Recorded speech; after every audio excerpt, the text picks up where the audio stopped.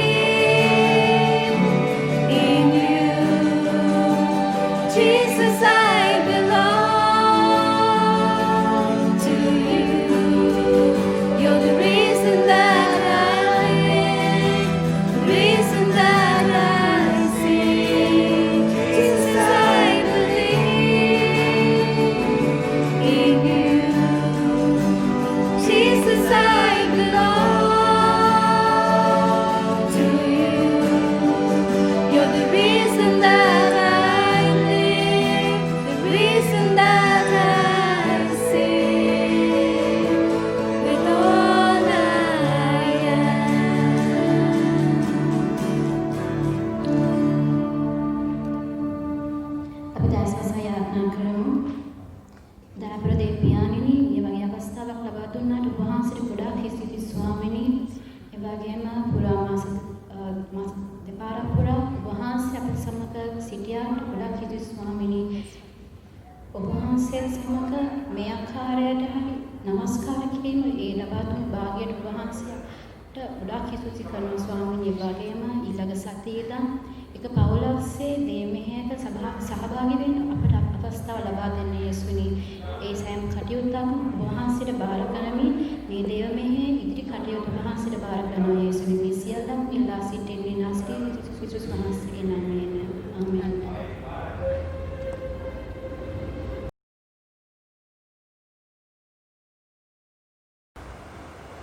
The first reading is taken from Corinthians chapter 10, reading from verses 16 to 17.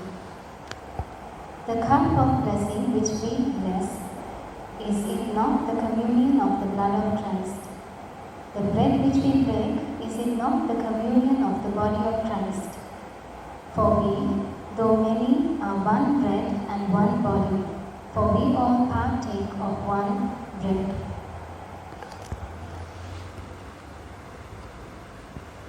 The second reading is taken from the Gospel according to John, chapter 6, reading from verses 51 to 58. I am the living bread which came down from heaven. If anyone eats of this bread, he will live forever. And the bread that I shall give is my flesh, which I shall give for the life of the world. The Jews therefore quarreled among themselves, saying, How can this man give us his flesh to eat? Then Jesus said to them, Most assuredly I say to you, unless you eat the flesh of the Son of Man and drink his blood, you have no life in you. Whoever eats my flesh and drinks my blood has eternal life, and I will raise him up at the last day. For my flesh is food indeed, and my blood is drink indeed. He who eats my flesh and drinks my blood abides in me, and I in him. As the living Father sent me, and I live because of the Father, so he who feeds on me will live because of me. This is the bread which came down from heaven, not as your fathers ate the manna, and are dead. He who eats this bread will live forever. This is the word of the Lord.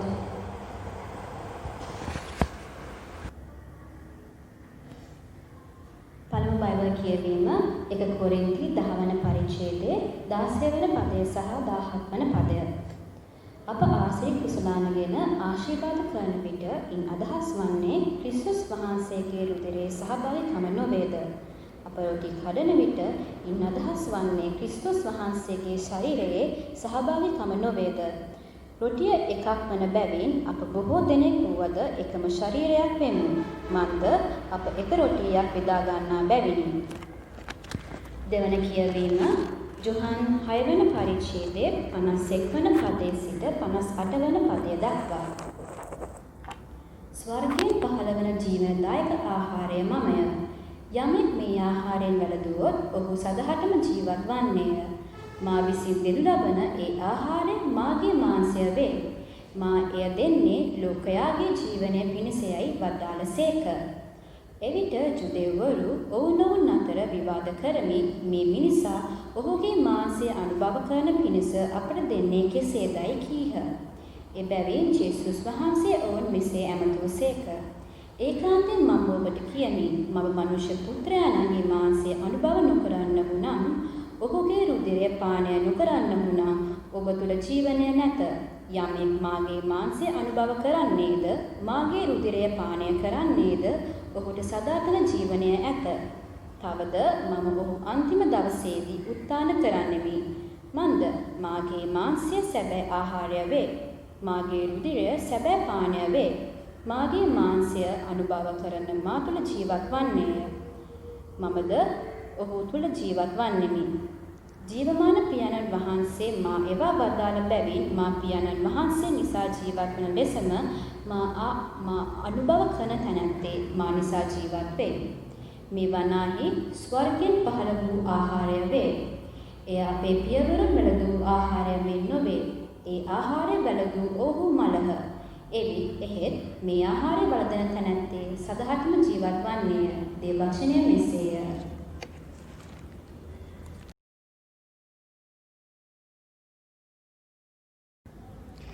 Good morning, Union Church, in the precious name of Jesus.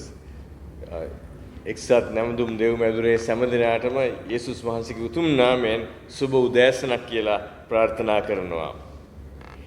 And he took bread, gave thanks, broke it, and gave it to them, saying, "This is my body, which is given for you. Do this in remembrance of me." Likewise, he also took the cup after supper, saying, "This cup is the new covenant in my blood, which is shed for you."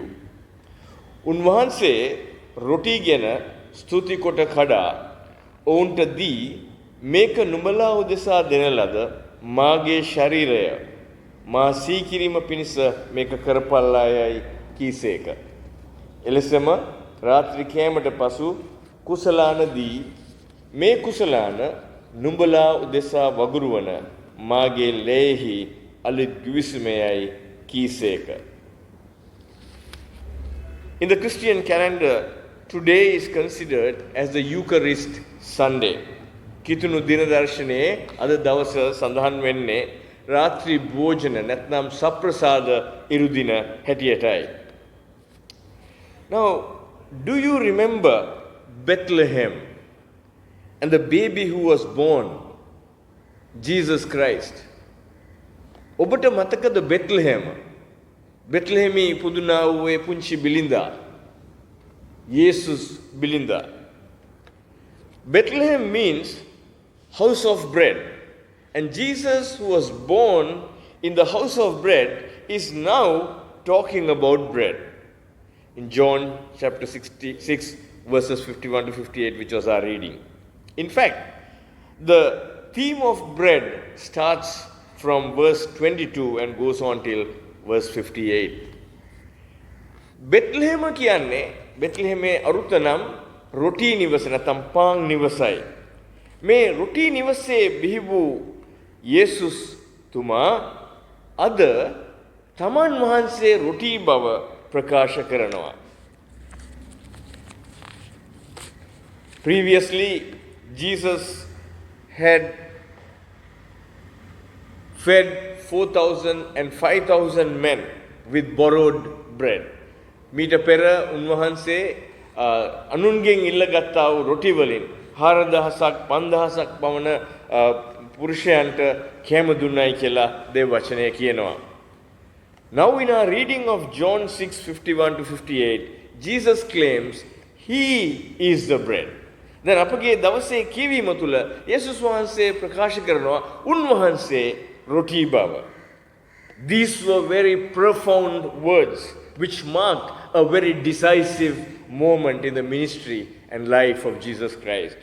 මේවා ඊටාම ගැඹුරු වචන ගුණ අතර උන්වහන්සේගේ ජීවිතයේ සහ සේවයේ මහා තීරණාත්මක සම්දිස්ථානයක් සඳහන් කළා වූ අවස්ථාවක්.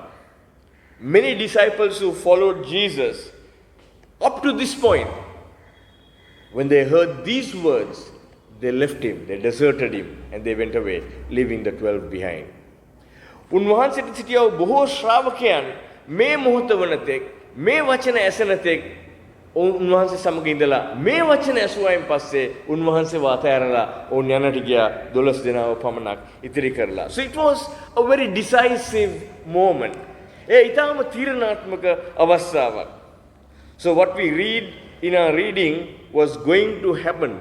What Jesus was saying in John chapter 6 was going to really take place in John chapter 13, which Luke explains very well in detail from Luke chapter 22 onwards. Then api ape dawase කියවීමේ කියවව ඒ සිදුවීම ඒ විස්තරය ඇත්තටම සිදු වෙනවා යොහන් 13 වෙනි පරිච්ඡේදයේ සහ Luke තුමාගේ සුභාරංචියේ 22 වෙනි පරිච්ඡේදයේ සිට ඒ ඊටාම සවිස්තරාත්මකව ලූක් තුමා අපිට විස්තර කරලා කියනවා. The big question is, why would Jesus become bread and wine? Why would Jesus say that he is the bread and that the wine that he was giving is his blood? He meant he was breaking his body and shedding his blood for mankind. Why? In one word, the answer is love. Love is what made Jesus to break his body and shed his blood for mankind. අපිට ඇති වෙන ප්‍රශ්නයක් තමයි ඇයි යේසුස් වහන්සේ තමන් රොටි බව ප්‍රකාශ කළේ? ඇයි මුද්‍රික පානේ අරගෙන තමන්ගේ ලේ කියලා ප්‍රකාශ කළේ? උන්වහන්සේ ඒ ප්‍රකාශ කරපු ඒ දේ ඇයි එහෙම කළේ? ඒට පිළිතුර නම් එක වචනයකින් කියනවා නම් ප්‍රේමයයි. ප්‍රේමයයි. ප්‍රේමය නිසායි උන්වහන්සේගේ ශරීරය සහ රුධිරය උන්වහන්සේ බිඳලා වගුරවන්න තීරණය කළේ.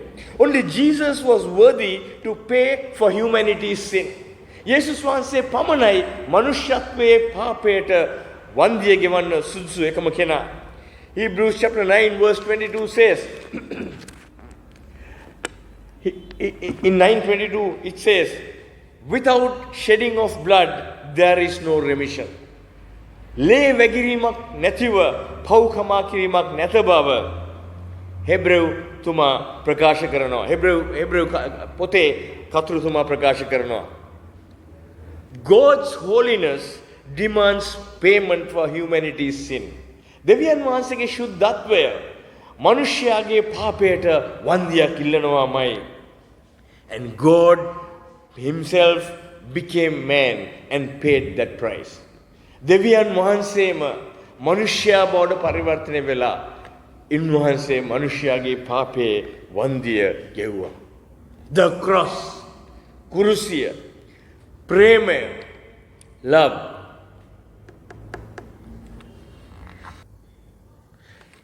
God's love has no bounds. It is the same in the palace as well as the prison. දෙවියන් වහන්සේගේ ප්‍රේමයට සීමා මායිම් නැහැ. ඒ රජවැදුරටත් සිරගෙදරටත් එක හා සමානව බලපානවා. The answer to all the problems of mankind is Jesus, his blood and body. ලෝකයේ තිබෙන සෑම ප්‍රශ්නයකටම විසඳුම යේසුස් වහන්සේ, උන්වහන්සේගේ ශරීරය සහ උන්වහන්සේගේ රුධිරයයි. The root of all human problems are in the human soul. මනුෂ්‍යයාගේ සෑම ප්‍රශ්නයකම මුල නැත්නම් උල්පත මනුෂ්‍යයාගේ ආත්මය තුලයි, ප්‍රාණය තුලයි.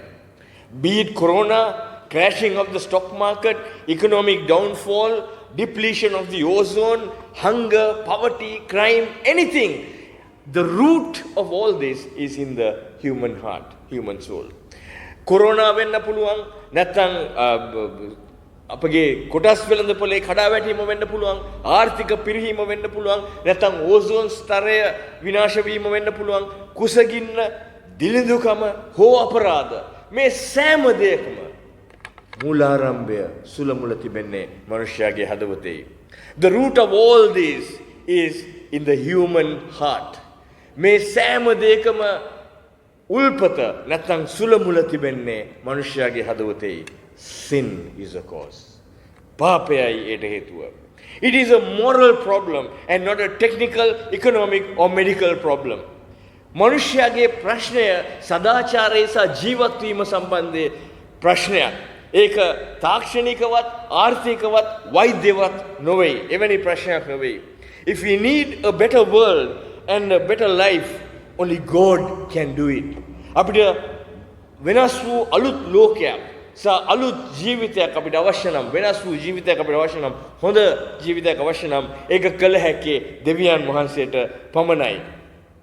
Not by changing governments or systems, but by changing mankind, changing the heart of man. ආණ්ඩුවක් පෙරලීමක් හෝ ක්‍රම සහ විධි පෙරලීමෙන් වෙනස් කිරීමෙන් මේ වෙනස ගෙනෙන්න බෑ. ඒ කර හැක්කේ මනුෂ්‍යත්වයේ වෙනස ඇති කිරීම තුලින් පමණයි. මනුෂ්‍යයාගේ හදවතේ පරිවර්තනයක් තුලින් පමණයි. Holy Communion is not an empty tradition.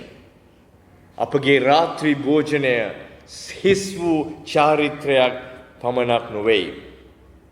It is an individual covenant which has a global impact. එය පුද්ගලික ගිවිසුමක්.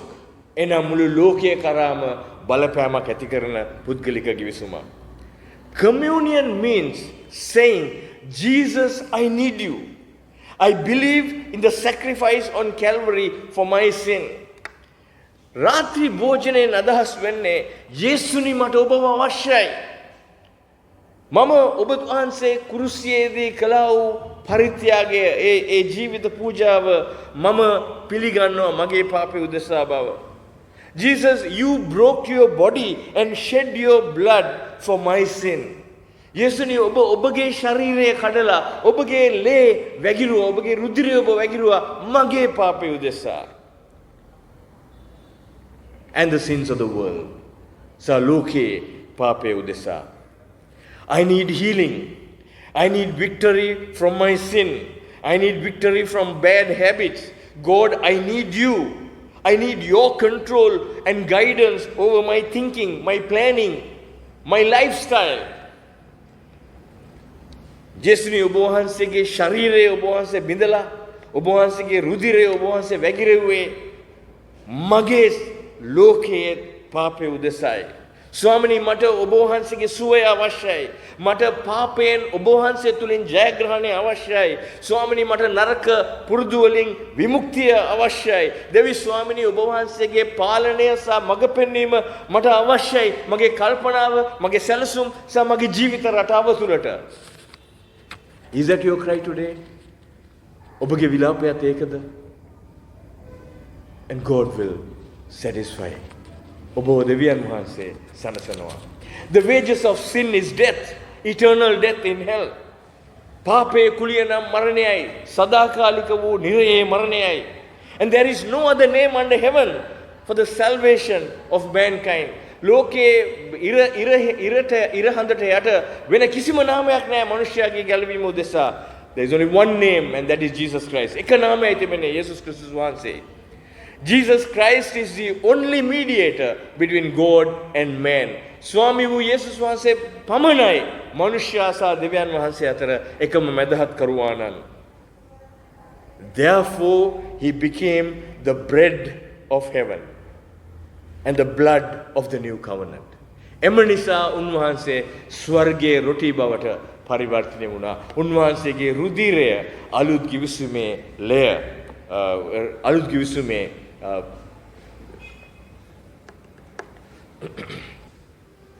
උන්වහන්සේගේ ශරීරය උන්වහන්සේ බෙදුවා.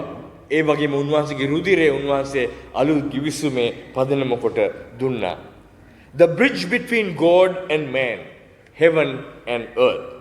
එනම් මනුෂ්‍යයා සහ දෙවියන් වහන්සේ අතරත් ස්වර්ගය සහ පොළොව අතරත් පාලම වුණේ ස්වාමී වූ යේසුස් ක්‍රිස්තුස් වහන්සේ. Jesus is that bridge. Have you accepted Jesus as your personal Lord and Savior? ඔබ යේසුස් ක්‍රිස්තුස් වහන්සේ ඔබගේ පුද්ගලික ගැලවුම් කරවාණන් හා ස්වාමින් ලෙස ඔබ පිළි අරගෙන තියෙනවද? Have you allowed God to change you and make you a different person? ඔබ දෙවියන් වහන්සේට ඉඩ දී තිබෙනවද? ඔබව වෙනස් කරලා ඔබව අලුත් කෙනෙක් බවට පරිවර්තනය කරන්නට? Jesus is the only guaranteed solution to all our problems. අප සියලු දෙනාගේම සියලුම ප්‍රශ්නවලට සහතිකලත් එකම විසඳුම යේසුස් ක්‍රිස්තුස් වහන්සේ පමණයි. Be it terrorism or racism, a broken family or a broken love affair, Jesus is the answer. එය ත්‍රස්තවාදය වෙන්න පුළුවන්, වෙනත් ආකාරයේ ભેද වෙන්න පුළුවන්, ඒක කැඩුණු බිඳුණු පවුලක් වෙන්න පුළුවන්, කැඩුණු ප්‍රේමයක් වෙන්න පුළුවන්. මේ සෑමටම විසඳුම ක්‍රිස්තුස් වහන්සේ පමණයි. The nature of all problems in the world are moral. It's to do with our heart and our relationship with God. ලෝකයේ තිබෙන සෑම ප්‍රශ්නයකම ස්වභාවය සදාචාරාත්මකයි. එක දෙයයි. එනම් අපගේ හදවත සහ අප සහ දෙවියන් වහන්සේ අතර සම්බන්ධතාවය මත පදනම් වූ එකයි. Either we are God's children or we are not. එක්කෝ අපි දෙවියන් වහන්සේගේ දරුවන්, එසේ නැත්නම් අපි දරුවන් නොවේ. It's black and white, clear cut. එය කළු සහ සුදුයි. ඒ ඊටාම පැහැදිලි. When all the disciples heard that Jesus is the bread from heaven and his blood is the blood of the new covenant, they left him and went. එතන සිටියා වූ සෑම ශ්‍රාවකයෙක්ම උන්වහන්සේ තමන් වහන්සේ ස්වර්ගයෙන් පැමිණියා වූ රොටි බවත් උන්වහන්සේගේ රුධිරය අලුත් ගිවිසුමේ රුධිරය බවත් ප්‍රකාශ කරනවා ඇසූ ගමන් ඔවුන් උන්වහන්සේව දමලා අතහැරලා ගියා. But today, let the same words be our invitation to come to God. නමුත් අද දවසේ ඒ වචනම දෙවියන් වහන්සේ වෙතට අපව ඇදගන්නා වූ ආරාධනාවේ වචන වේවා. May it be the bridge. එය දෙවියන් වහන්සේ සහ අප අතර බැඳීමක් ඇති කරන පාලමක් වේවා. God loves us and is willing to get involved in our daily lives. දෙවියන් වහන්සේ අපිට ආදරෙයි. උන්වහන්සේ කැමති අපේ දෛනික ජීවිතයේ කටයුතු වලට හවුල් වෙන්නට. Will you accept him? His broken body and shed blood? ඔබ උන්වහන්සේව පිළිගන්න සූදානම්ද? උන්වහන්සේගේ බිඳුණු ශරීරය සහ වැగిරුවා වූ ලේ. He broke his body and shed his blood for the remission of mankind, for you and for me. දෙවියන් වහන්සේ යේසුස් වහන්සේ තමන් වහන්සේගේ ශරීරය බිඳ උන්වහන්සේගේ රුධිරය වැగిරුවේ මනුෂ්‍යත්වයේ පාපයට කමාව දෙන පිණිසයි. ඔබගේ පාපයටත් මගේ පාපයටත්. The forgiveness of sin is in this bread and this blood. අපගේ පාපයට කමාව මේ රුටිය සහ මේ රුධිරය තුල තිබෙනවා. When I say bread, I mean the body of Christ. මම රොටි කියලා අදහස් කරේ ක්‍රිස්තුස් වහන්සේගේ ශරීරය. The body that was broken and the blood that was shed is the only solution to all dilemmas of this world. එදා බිඳින ලද ශරීරයත් වගුරුවන ලද රුධිරයත් පමණයි ලෝකයේ සෑම ඝට්ටනයකටම ප්‍රශ්නයකටම විසඳුම. Do you get the true meaning of the Holy Communion that we celebrate week after week? සතියක් පාසා සතියක් අපි සමරන්නා වූ රාත්‍රී භෝජනය ගැන ඔබට සැබෑ අර්ථය අද දැනෙනවද? Let us not take it for granted. එය අපි නිකරුණේ පාවිච්චි කරන්න නැතුව ඉමු. The word says we have to examine before we take part. දේව වචනේ අපිට කියනවා අපි පරීක්ෂා කරන්න අවශ්‍යයි අපිව ඒකට සහභාගී වෙන්නට පෙර. So it's not just an empty tradition of the church. එය දේව සභාවේ හිස් චාරිත්‍රයක් නොවේ. It has a personal impact and a global coverage. ඒක පුද්ගලික ජීවිතයට බලපෑමක් සමුළු ලෝකයටම වැස්මක් මේ තුල තිබෙනවා. The broken body and the shed blood. Can we pray? Let us pray. අපි යාඥා කරමු. Heavenly Father, we pray that you would create an awe and wonder in our hearts about the love that carried you to Calvary to suffer that gruesome death. ස්වාමී වූ දෙවිඳුනි, අපි ඔබ වහන්සේගෙන් ඈදිනවා යේසුස් වහන්සේව ඒ දරුණු මරණයට ගෙනිච්චා වූ ඒ ආදරයේ ගැඹුර අපිට අවබෝධ කරලා දෙන්න කියලා. God, you became man for my sin and you hung on that cross. ස්වාමී ඔබ වහන්සේ මගේ පාපය නිසා කුරුසියේ එදා එල්ලුණා. And God, we thank you because you emptied that tomb and walked out resurrected. ස්වාමීනි අපි ඔබ වහන්සේට ස්තුතිවන්ත වෙනවා. ඔබ වහන්සේ ඒ සොහන හිස් කරලා නැවත වාරයක් මරණයෙන් නැගිටලා එළියට ආපු නිසා. So God, we pray that you would give us the ability, the conviction to trust you. ස්වාමීනි අපි යාඥා කරනවා ඔබ වහන්සේ අපට හැකියාවත් ඒත්තු ගැනීමක් දෙන්න කියලා ඔබගේ පූජාව විශ්වාස කරන්න. God, it's only in you that we have a new beginning. ස්වාමීනි ඔබ වහන්සේ තුල පමණයි අපට අලුත් ආරම්භයක් තිබෙන්නේ. The world is going through a traumatic change. ස්වාමීනි ලෝකයේ මහා වේදනාත්මක පරිවර්තනයක යෙදී තිබෙනවා. And we pray that the world would realize that you are the only change, the ultimate change. ස්වාමීනි අපි යාඥා කරනවා ලෝකයට අවබෝධ වෙයි කියලා ඔබ වහන්සේ තමයි එකම ස්ථිර විසඳුම බව. Jesus, we pray that you enter into our hearts and change us. ස්වාමීනි අපි යේසුනි අපි යාඥා කරනවා ඔබ වහන්සේ අපේ හදවත් තුළට ඇවිත් අපිව පරිවර්තනය කරන්න කියලා.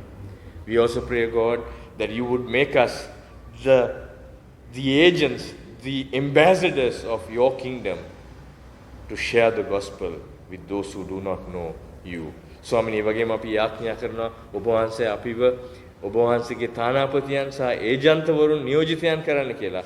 ඔබ වහන්සේව නොදන්නා වූ අයට සුභාරංචිය බෙදා ගැනීම පිණිස. We ask all this and commit ourselves in the mighty and loving name of Jesus Christ, our Lord and Savior. අපි මේ සියල්ල අපි ඉල්ලමින් අපි කැප වෙන්නේ අපගේම ස්වාමී වූ උත්තරීතර වූ යේසුස් ක්‍රිස්තුස් වහන්සේගේ නාමයෙන් සහ ප්‍රේමයෙන්. ආමේන්.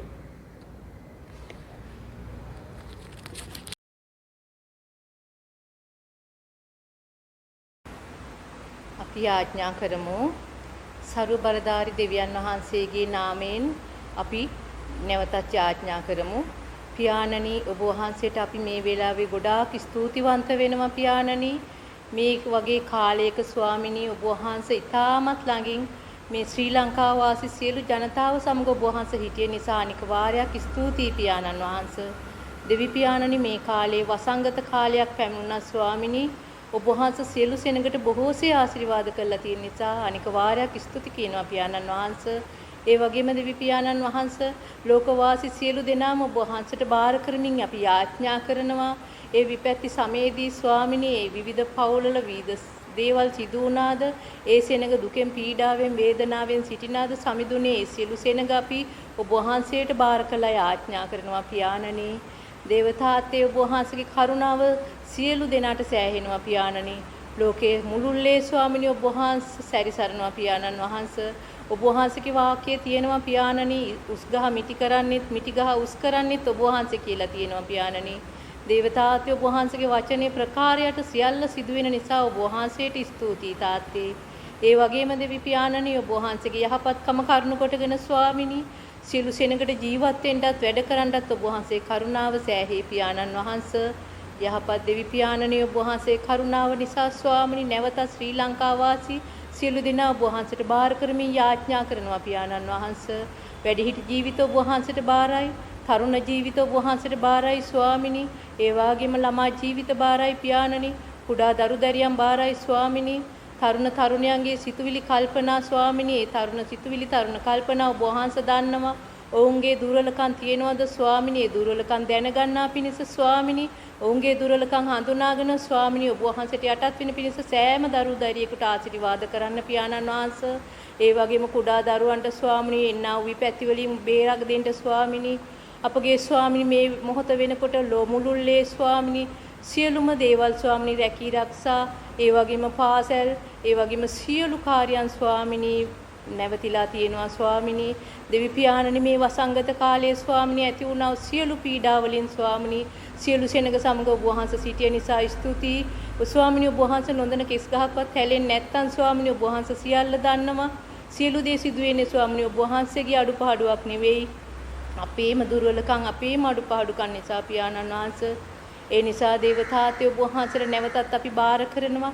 සිතින් කයින් වචනෙන් ක්‍රියාවෙන් ස්වාමිනී සෑම කෙනෙක් අතින් වෙන්නා වූ සියලු වැරදි වලට ඔබ වහන්සේ සෑම කෙනෙකුට සමාව දෙන්න පියාණන් වහන්සේ. දේවතාත්තේ මේ අයගේ ස්වාමිනී දුර්වලකම් වලට සමාව දීලා නැවතත් ස්වාමිනී ඔබ වහන්සේ කියනවා ස්වාමිනී ඔබ වහන්සේ ප්‍රතිසංස්කරන්න ගියාම ඒ නටබුන් ගොඩනගලා ස්වාමිනී තිබුණ තත්වයට වඩා නැවුම් විදිහට ප්‍රතිසංස්කරනවා කියලා පියාණනි. එමනම් ස්වාමිනී මේ ගරා වැටුණු හැම දෙයක්ම ස්වාමිනී නැවත ප්‍රතිසංස්කරන්න කියලා අපි ඔබ වහන්සේට බාර කරනවා දෙවි පියාණනි. දේවතාත්තේ ඔබ වහන්සේගේ යහපත්කම කරුණු කොටගෙන මේ සියල්ලෙහි ඔබ වහන්සේ සිටින නිසා ස්තුතියි. ඔබ වහන්සේ දැනගෙන ස්වාමිනී මේ ගමන යන්නට ස්වාමිනී එක එක්කෙනා තුල ස්වාමිනී ප්‍රේමයේ වර්ධනය වෙන පිණිස ස්වාමිනී ජාතීන් කෙරෙහිද ස්වාමිනී හැම ආගමක් කෙරෙහිද ස්වාමිනී රට සෑම රට ස්වාමිනී ඒ සෑම රටක ඉන්නා වූ සෑම වැසියන් කෙරෙහිද ස්වාමිනී එක් එක්කෙනාගේ ප්‍රේමය තව තවත් වැඩි වෙන පිණිස සියලු දෙනාට ඔබ වහන්සේ ආශිර්වාද කරන්න පියාණන් වහන්සේ ඔබ වහන්සේ සොයන්ට ඔබ වහන්සේ දකින්ට සෑම කෙනෙක්ම ජීවිතවලට ස්වාමිනී සැබෑ දෙවි කෙනෙක් ඉන්න බව වටහාගෙන යටහත්ව ජීවත් වෙන පිණිස ඔබ වහන්සේ කරුණාව තබන්ට කියලා ඉල්ලනවා පියාණන් වහන්සේ දේවතාවත්වයේ මේ සියලු දේ අපි ඉල්ලන්නේ බලාපොරොත්තු වෙන්නේ අපගේ අති උතුම් නාසරේ යේසුස් වහන්සේගේම නාමයෙන් ආමේන්. Now may the grace of the Lord Jesus Christ and the love of God and the communion of the Holy Spirit be with you all. Amen. Then අපගේ යේසුස් ස්වාමී වූ යේසුස් ක්‍රිස්තුස් වහන්සේගේ කරුණාවත් දෙවියන් වහන්සේගේ ප්‍රේමයත් ශුද්ධාත්මයන් වහන්සේගේ සහභාගීකමත් සැනසෙල්ලත් අප සියලු දෙනා සමගම දැනුත් මතුවටත් වේවා. ආමේන්.